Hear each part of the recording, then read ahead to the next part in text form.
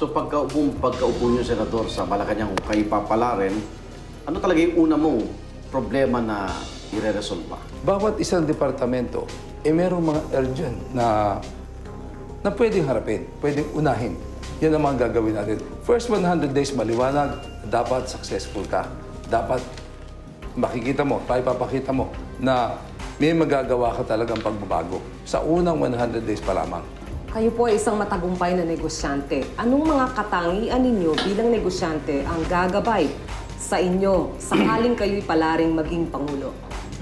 Ang pagiging tagumpay mo na negosyante ay nagbubunga, nanggagaling sa galing mo ng pamamahala. Yung galing ng pamamahala, iyan ay kailangan mo naman yan para mapamahalaan mo ng maayos ang ating ekonomiya. Kung wala kang kakayahan sa pamamahala, sasabog ang ekonomiya. Maghihirap ang ating mga kababayan. Dapat talaga yan, yung naipakita mo na, you must have demonstrated in the past na kaya mong mamahala. Follow up lang po. Pag negosyante ka, magpapalago ka ng yaman. Pagka presidente ka, magpapamahala ka ng bayan na napaka-komplikado ng mga problema. Ano po ang takdang hati ng negosyo nyo bilang successful na real estate developer at pagiging Pangulo ninyo sakaling kayo'y mahalal? 100% yan. Hindi ka na pwedeng hati dyan. Okay. Pag ikaw ay naging Pangulo ka na lang. Hindi pwede yung may kahati pa. Yung negosyo kakalimutan. Wala na yun.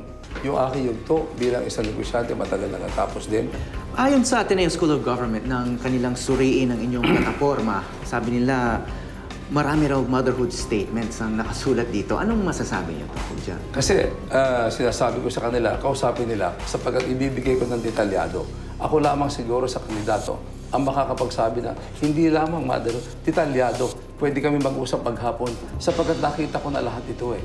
Ayon po sa Institute for Political and Electoral Reform mo, IPER, baka madirekta daw po yung gusto nyo gawing programa para daw replay lang to ng mga daang Pangulo. So ano pong masasabi nito? Walang reforma daw. Ang pagkakaiba nun sa akin ay may karanasan ako sa pamamahala, may karanasan ako sa liderato, meron akong karanasan. I have demonstrated that I can do it. I have demonstrated that I can lead. I have demonstrated that I can manage. Yan ang malaking kaibahan. Kasi otherwise, pare-pareho lamang yan.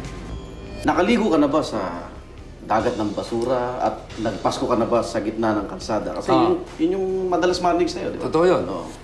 Yan naman, in-interview ako niyan at sinabi ko yan na nung bata kami, pag bumabagyo, naliligo kami doon sa kalye.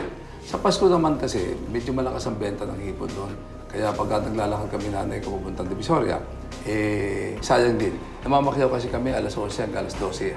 Kaya para makapagtinda kami sa umaga, kailangan alas 11, alis na kami.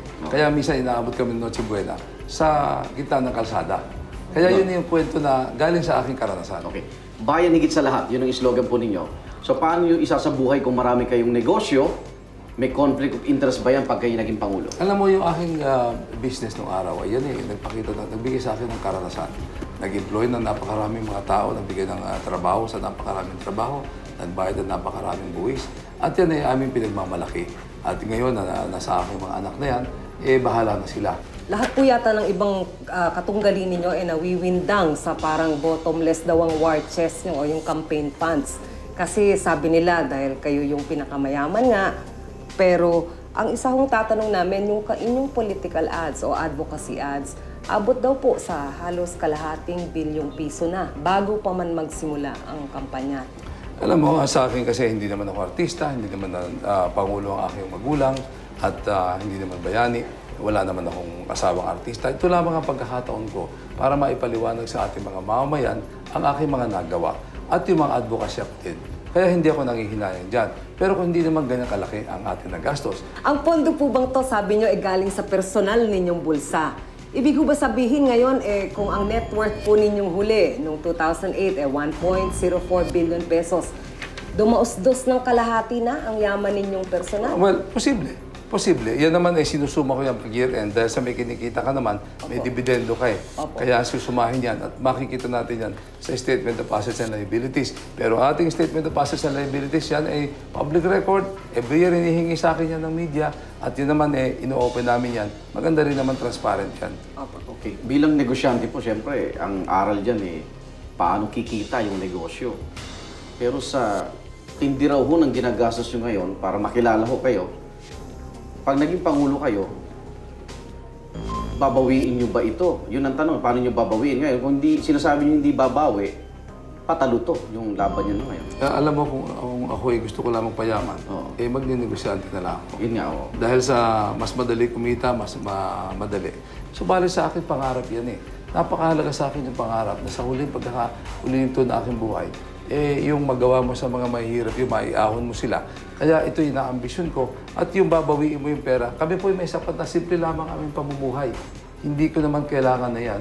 Meron naman kami naipundar. So, lagi niyong sinasabi na sarili niyong pera ito. Saan mismo ito galing? Paano niyo kinita? Well, actually, dividendo yan ng aming kumpanya nung araw na sa pabahay. At sinasabi ko nga, kaya ko ipaliwanag kung saan ang galing aking yaman. Na yung mga bahay, kaya kong ipaturo, kaya kong ituro sa kanila yung mga pinagkakitaan yan. At hindi makikita doon na talagang malinis na paraan yan. Hindi kagaya ng iba na hindi naman, wala namang negosyo, yumaman. Yan ang mas mahirap magpaliwanag kung paano sila yumaman. Follow up ko lang po. Sa inyong statement of assets, ang lumalabas pong kumpanyang nakalista na meron kayong shareholdings o stocks ay Adelpha, Fine Properties, Macy's. Pero yun pong Vista Land and Lifescapes, hindi po yata pa nakalista. Hindi. Yung Adelpha ang may-ari ng Vista. Vista Land. Oo. Kaya yun ang... Doon po Hindi ako nakalagay. may-ari ng Vista. Ang may-ari nun, ang malaking stockholder nun ay yung Adelpha. Opo. At doon, kami may-ari nun. Pero Ngayon, yung mga ari ng mga anak ko yan. mga anak po, si Mark at saka si Manuel. Pero yan, wala namang problema. Yun yung nasa statement of assets and liabilities ko noong mga nakakaraang panahon. Opo, 2008. Magkano kinita doon sa IPO? Mga 23 billion yun. Kinito ng Vista Land. Pero hindi sa akin yun eh. Yung iba ron ay sa ibang stockholders at nandun yun sa kumpanya. Sabi niyo po, laki kayo sa hirap, sir. Pwede po bang i-illustrate natin gaano talaga kahirap kayo? Kasi sabi nung iba, baka naman talagang hindi nagtitinda lang ng sugpo ang mother niyo, kundi wholesaler. Hindi. Nagtitingin lang kami. 2-3 banyero lamang ang tinda namin at hindi naman sugpo tinda namin. Yung mga swahe lang. Swahe. Oo, kaya yan At saka ang bahay namin naman noon ay talagang open naman. Dinadala ko nga media doon. Talagang totoo na kami ay isang kulambo. Isang banig kami, siyam na magkakapatid. Senator, sundutin ko lang yung tanong ni Malu kasi dito sa resume nyo. Kung mahirap kayo, nakalagay kasi dito, elementary, Holy Child Catholic School. Oo.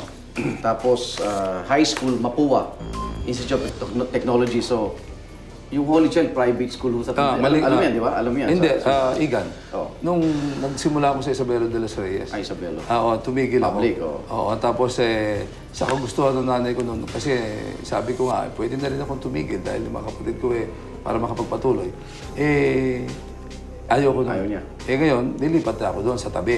Nung panahon na yun, maliit pa lang yun, Igan. Yung Holy Child. Hindi Holy Child yun, parochial school ang tawag doon. Sa Yun simbahan ng yung mga Tondo, no? Sa tabi ng Isabelo yun. Ninyo. Nung ako'y umalis sa Isabelo, lipat kagad ako doon sa Holy Child. Yung original C5 extension, yung MCTEP, nagkaroon ng C5 extension. Kayo yung isa sa mga proponents ay nagkataon na dumaan ito sa mga properties ninyo. Ito ba'y masasabi natin na coincidence ngayon o sinadya bang idaan ito sa mga Alam mo, properties ninyo? yung C5, plano nung panahon pa yan ng 46 ng mga Amerikano. At dapat yan talaga makakarating hanggang tubig. Circumferential yan, C. At hindi tapos yan, hanggang stretch lamang. Kaya talagang kailangan ang C5, extend mo hanggang Las Piñas.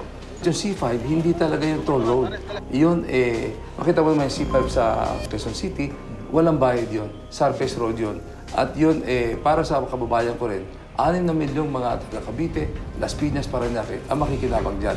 At maliwanag yan na pinadaan ko lamang doon sa aking lupa na maliit. Sabi ko nga, napakahaba niyan. Kung ilang kilometro yan, maliit lang yung dinaanan sa akin, hindi pa ako nabayaran. Pinapalaking pilit.